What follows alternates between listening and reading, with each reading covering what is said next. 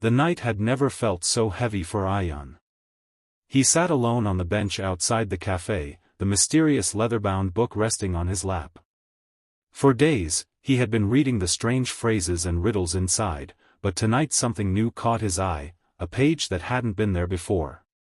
Before we continue the story, make sure to subscribe to the channel and press the bell icon so you don't miss the upcoming episodes. His hands trembled as he traced the faded ink. The word seemed to whisper to him, "The truth of your family lies where shadows meet light." Confused, Ayan leaned back, staring at the stars. His mind spun with questions. What did this book know about his family? About his parents? Were these just riddles, or was there really some hidden truth he had never been told? Just then, an old man appeared near the café. His clothes were worn, and his eyes seemed tired but knowing. He stopped, looked directly at Ayan, and asked, "Where did you find that book?" Ayan froze. The man's voice carried weight, like he knew more than he should. I found it in the library dumpster," Ayan stammered. The man's expression darkened. "No, boy. That book finds you. If it's in your hands, it means the past has chosen you to reveal its secrets. But beware, truth doesn't always heal. Sometimes, it breaks." Ayan's heart pounded. He wanted answers, but he was scared of what those answers could do to him. He had already lost his family, his home, and his childhood. Could he handle more loss? The man stepped closer, lowering his voice. "You must decide carefully. If you open the final page, there's no turning back." Ayan clutched the book tightly, his eyes burning with tears and fear. "I just want to know, why me? Why did I have to suffer like this? Why did I lose everything?" The man looked at him with sorrow. Sometimes, suffering is not a punishment, it's preparation. The words hit Ayan deep inside. He realized he was standing on the edge of something bigger than his pain, something that could change not only his life but also uncover secrets about his family he had never imagined. As the wind howled through the silent street, Ayan slowly opened the book again. The final page glowed faintly under the moonlight, as if waiting for him to read. His breath caught. His heart screamed. And just as his eyes landed on the first word, the old man whispered, "Be ready, child, because once the truth is seen, it cannot be unseen." The days that followed were heavy for Ayan. Though he was still only 14, the weight on his shoulders was something even grown men would struggle to carry. He worked long hours at the café, his small hands blistered from scrubbing dishes, his eyes red from lack of sleep. Yet every night, before closing his eyes on the cold pavement outside, he thought of his parents and his sister, their voices echoing in his mind like fading stars in a dark sky. One rainy evening, as Ayan was leaving the café, the old owner, Mr. Karim, called him back. "You shouldn't be out there tonight," he said gently, handing him a spare key. "Go upstairs to the attic. It's dusty, but at least you'll be dry." Grateful beyond words, Ayan climbed into the attic above the café. The room was cramped, with wooden beams, old boxes, and the faint smell of mothballs. For the first time since the accident, he felt a sliver of comfort. He lit a small candle and began arranging a blanket in the corner when his eyes caught something unusual, a small locked drawer built into the wall. Curiosity tugged at him. After minutes of fumbling, he pried it open with an old nail he found on the floor. Inside was a yellowed envelope, brittle with age. On it, in delicate handwriting, was his mother's name. His heart raced. He opened the letter with trembling fingers. "To whoever finds this. There are truths in this town that should never be buried. My family paid a price for knowing too much. If my children ever come across this, tell them to be strong. They will not be alone forever. The answers lie where the river bends." Ayan's breath hitched. The letter was old, written years before his birth. But it mentioned family, his family. The words "they will not be alone forever" pierced his heart like lightning. Just then, thunder cracked outside, shaking the windows. He clutched the letter to his chest, staring at the rain pouring down the glass. A spark of hope lit within him. Maybe his parents' deaths weren't just a cruel twist of fate. Maybe there was something bigger at play, something hidden. But as he blew out the candle and tried to sleep, Ayan couldn't shake the eerie feeling that someone already knew he had found the letter, and was watching him from the shadows. The next morning, Ayan could barely focus on his work. The letter burned in his pocket like a secret too heavy to carry. He kept replaying the words in his head, "The answers lie where the river bends." After his shift ended, he slipped out of the café and made his way toward the river at the edge of town. It was a place he hadn't visited since his family's accident. The water was murky, slow, and eerily quiet. As he walked along the bank, every crunch of gravel beneath his shoes seemed louder than usual. Finally, he reached the curve of the river. The bend. His heart pounded as he scanned the area. At first, there was nothing unusual. Just weeds, stones, and the distant croak of frogs. But then he noticed it, an old wooden sign half buried in the mud. The paint was faded, but the word "Safe House" could still be read. Kneeling down, he brushed dirt away and found a small metal box hidden beneath the sign. With shaking hands, he forced it open. Inside were photographs, grainy, black and white images of people he didn't recognize. Men in suits, standing with grim expressions. One of them, however, made his blood run cold. It was a picture of his father. Younger, but unmistakable. And beside him stood Mr. Karim, the cafe owner. Ayan's head spun. Why was his father in these photos? What secret had his family been keeping? And why had Mr. Karim, who seemed so kind, never told him? Suddenly, a twig snapped behind him. Ayan froze. Slowly, he turned, the photos clutched in his hand. Standing among the trees was a figure, tall, shadowed, watching. The man didn't speak. He only raised a finger to his lips, signaling silence, before vanishing back into the woods. Ayan's breath came in short, terrified bursts. Whoever that was, they knew he was searching. And now, they knew what he had found. The boy staggered back to the café, clutching the letter and photographs tighter than ever. That night, as he lay awake in the attic, he realized something: his parents' accident hadn't been an accident at all. Someone wanted to bury the truth. And now, at just 14 years old, he had become the only one left to uncover it. Sleep refused to come to Ayan that night. The image of the man at the river, raising a finger to his lips, haunted him. Every creak in the café's attic felt like footsteps creeping closer. By dawn, he was exhausted, yet his mind was sharper than ever. He needed answers, and the only person who might have them was Mr. Karim. During the morning rush, Ayan kept sneaking glances at the café owner.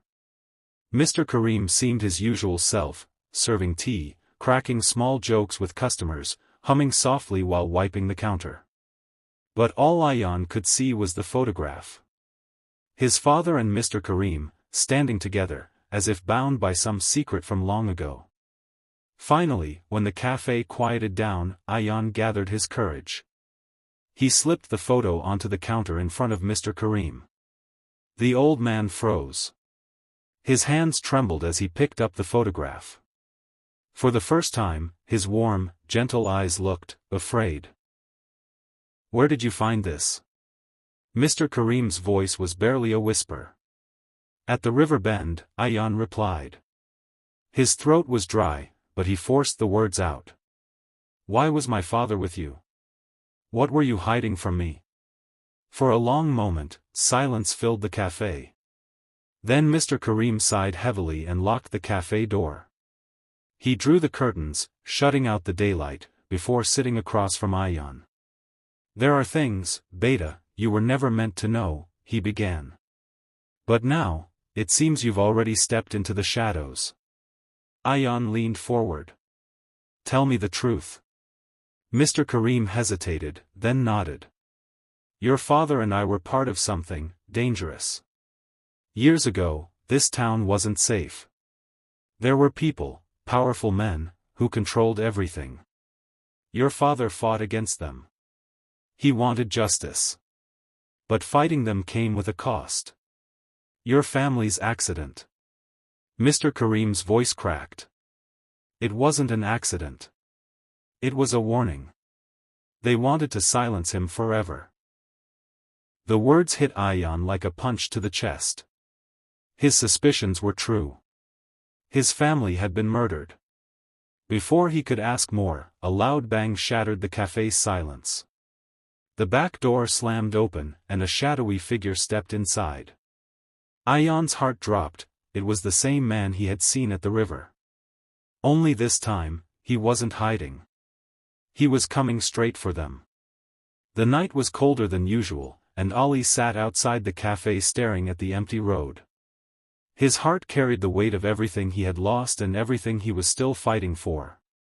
He remembered his parents' warm laughter, his sister's innocent smile, and how life had changed in a single cruel moment. Inside the cafe, Mr. Karim noticed him sitting quietly. For the first time, he placed a gentle hand on Ali's shoulder and said, "You've grown stronger than most adults I know, my boy. Life tried to break you, but you're still standing." Those words felt like a small ray of hope in Ali's dark world. But outside the cafe, things weren't safe. His cousin Samir had been watching from a distance. Samir still hated Ali and couldn't bear the thought of him slowly building a new life. That night, as Ali left the cafe, Samir whispered to his friends, "This boy doesn't belong here. He won't get a happy ending." Ali, unaware of the danger, walked down the street and looked at the stars.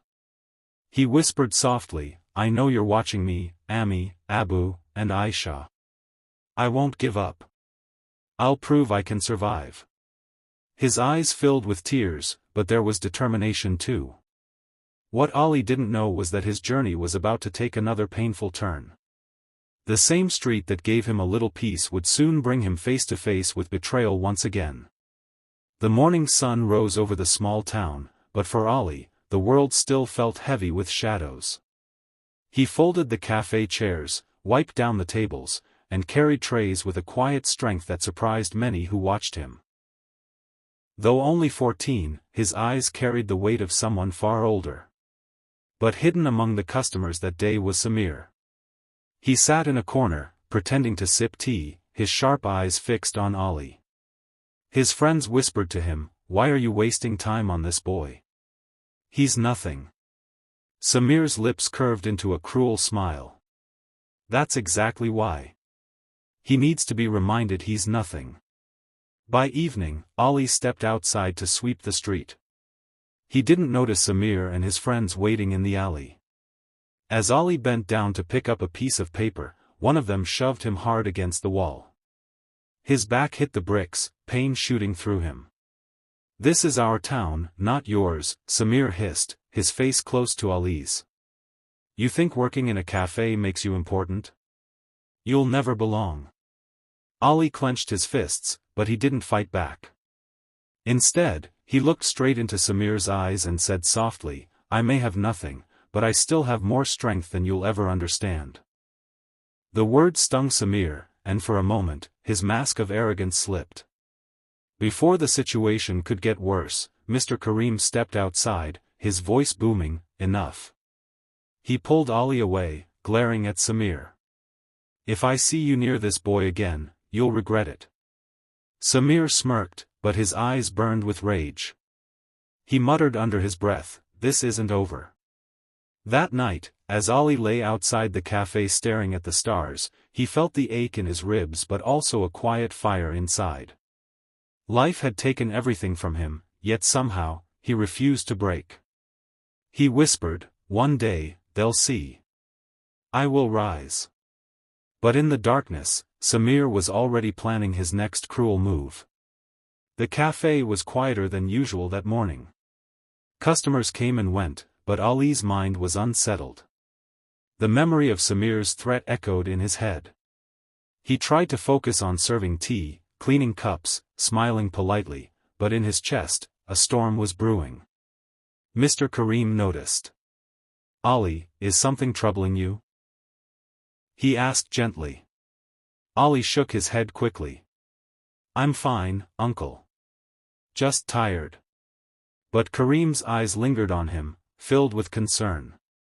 That evening, as the café closed, Ali stayed behind to finish sweeping. The streets outside were nearly empty, only the flicker of lanterns lighting the corners. He didn't know that Samir and his friends were waiting again, this time with something far worse in mind. From the shadows, they stepped forward. Samir's grin was sharper than a knife. "Did you really think Mr. Karim can protect you forever?" he taunted.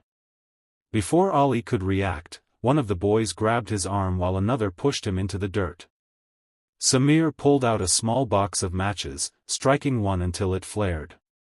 The orange flame danced in his cruel eyes. "You sleep outside this café every night, don't you?" Samir sneered. "Let's see what happens if the café burns down. Where will you hide then?" Ali's breath caught. Panic rose in his chest. "Don't," he shouted. "This café is all I have." At that exact moment, a voice rang out. "Stop right there." A young girl, about Ali's age, ran toward them. She had been passing by and had seen everything. With courage in her voice, she yelled, "If you touch this place, the whole town will know what you've done." Samir froze. His friends shifted nervously, whispering. The match burned too close to his fingers, forcing him to drop it. He glared at the girl, then at Ali, before spitting on the ground. "You both got lucky tonight." They disappeared into the shadows, leaving the air heavy with fear. Ali turned to the girl, stunned. She offered a shy but firm smile. "My name is Aisha," she said softly. "And I won't let them destroy you." For the first time in a long while, Ali felt a spark of hope. Maybe, just maybe, he wasn't as alone as he thought.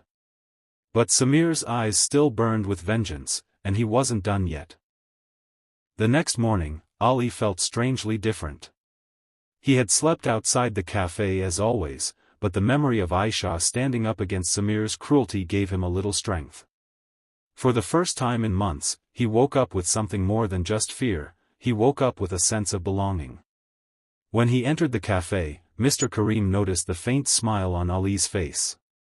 "You look lighter today, son. Something happen?" Ali hesitated, then replied, "Maybe I found a friend." Karim's wrinkled face softened. Sometimes one true friend is all we need to survive. Later that day, Aisha came to the café. She ordered tea and sat at a corner table, waving at Ali. He served her nervously, unsure what to say. But Aisha broke the silence. "You don't deserve what they're doing to you, Ali. Nobody does. I've seen how hard you work here. People need to know the truth." Ali looked down at the floor. "The truth doesn't matter. I'm just the boy who lost everything. To them, I'll always be less." Aisha leaned forward, her eyes fierce. "Then we'll change that. Together." For a moment, Ali felt a strange warmth. But before he could respond, the café door swung open violently. Samir walked in with two of his friends, his voice loud enough for everyone to hear. "Look at this," Samir jeered, pointing toward Ali and Aisha. The orphan boy found himself a little defender. "How sweet." The room fell silent. Customers glanced nervously between them. Ali's chest tightened, but Aisha stood up. "Leave him alone, Samir," she demanded. Samir smirked. "Or what? You think your words can stop me?" His hand slammed against the counter, startling everyone. "One day, I'll make sure Ali has nothing left. Not even this café." Mr. Karim rushed forward, his voice stern. "That's enough. This is my café, and you will not bring your poison here. But Samir only laughed, leaning close to Ali so only he could hear. You think she can save you? Just wait. I'll take her away too. Ali froze, his heart pounding. Fear gripped him, not for himself, but for Aisha. As Samir left, his laughter echoed like a warning bell. Aisha glanced at Ali, her expression shaken but determined. Don't let him break you, she whispered. But deep down, Ali knew, Samir's game was no longer just about him. The storm was growing darker, and this time, the people he cared about were in danger too. The days that followed were heavy with silence. Ali tried to focus on his work at the café, but Samir's words haunted him. I'll take her away too. The thought of Aisha being hurt because of him was unbearable. Every evening, Aisha would stop by. She would bring a book, sit in her corner, and talk with Ali whenever he had a free moment. Slowly, their conversations grew longer, about school, about the small town, even about dreams. For the first time since losing his family, Ali allowed himself to imagine a future beyond just survival. But the peace was fragile. One night, as Ali stepped outside the café to lay down on his usual bench, he noticed something strange. The air smelled of smoke. His eyes widened, a faint orange glow flickered from the alley beside the café. Ali ran. His heart pounded as he saw flames licking at the side wall of the building. Someone had set the trash pile on fire. The café, his only shelter, was moments away from burning. Mr. Kareem! Fire! Ali shouted. Kareem rushed out with a bucket, and together they struggled to put out the flames. Passers-by gathered, some helping, some only watching. After a long, desperate fight, the fire was finally extinguished. But the truth was obvious. This wasn't an accident. In the dim light, Ali noticed something on the ground, a spray-painted message scrawled across the café wall. Orphan rats don't belong here. Ali's throat tightened. His hands shook as he traced the words. Everyone in the crowd whispered, but no one spoke up. Nobody dared to accuse Samir directly, though everyone knew who was behind it. Later, as the smoke cleared, Aisha arrived, breathless. She looked at the wall, her face pale with anger. Ali, he's trying to destroy you. Ali's voice broke. It's not just me anymore. If he can do this, he can hurt you too. Maybe you should stay away from me. But Aisha grabbed his hand, her grip firm. No. That's exactly what he wants. He wants you alone, broken.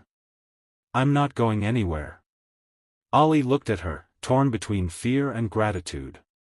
For the first time in years, someone had chosen to stand beside him. Yet, deep inside, he knew this was only the beginning. Because if Samir was willing to burn down the café, what would he do next? The morning after the fire, the café smelled faintly of smoke, and the blackened wall was a constant reminder of what had happened. Customers came in and out, whispering behind their hands, casting quick glances at Ali. Some pitied him, others looked at him like trouble always followed wherever he went. Ali ignored them. He worked harder than usual, scrubbing tables, carrying trays, trying to prove he belonged there. But every step felt heavier.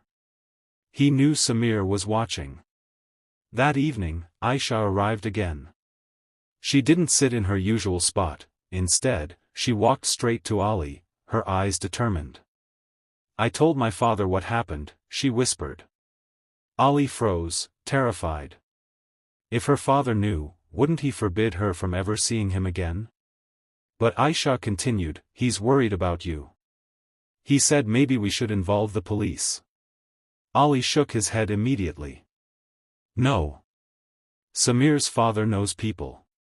If I say anything, it'll be my word against his. They'll make me look like a liar, an orphan trying to ruin a respected family's son. Aisha's eyes softened. You've been fighting alone for too long, Ali. Let someone help you. Before Ali could reply, the café door slammed open. Samir walked in with two of his friends. Their laughter was loud, mocking. Their eyes fixed on Ali like a predator cornering its prey. Ali's stomach knotted, but he forced himself to stay calm. He picked up a tray and walked past their table, pretending not to hear. Then it happened.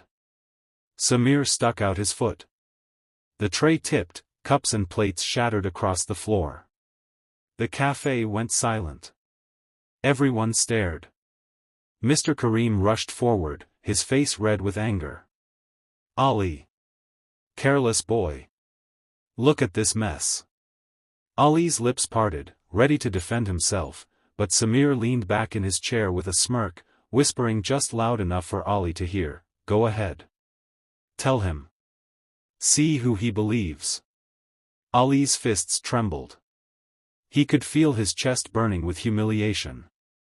This wasn't just cruelty anymore, it was a trap. As he bent down to pick up the broken pieces, Aisha knelt beside him, her hand brushing his as she whispered, "Don't let him win. Not like this." Ali raised his eyes slowly, meeting Samir's smirk.